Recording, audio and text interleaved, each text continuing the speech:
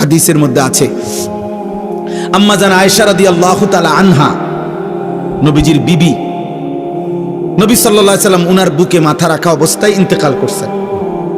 তো নবীজি সাল্লাল্লাহু আলাইহি সাল্লামের ইন্তেকালের পূর্ব মুহূর্তে হযরত আয়েশা রাদিয়াল্লাহু তাআলা আনহা বলেন, আল্লাহর নবী সাল্লাল্লাহু আলাইহি সাল্লামের কপাল মোবারক বারবার ভিজে ছিল, ঘামে ভিজে যাচ্ছিল।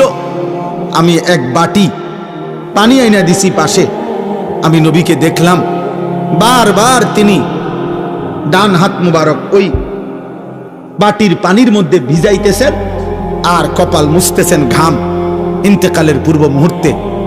আর নবীজি বলতেছিলেন, তখন দোয়া করতেছিলেন, আল্লাহুম্মা আইন্নি আলা সাকারাতিল মাউত, আয় মাওলা মৃত্যু যন্ত্রণার এই মুহূর্তে আপনি আমারে সাহায্য করেন।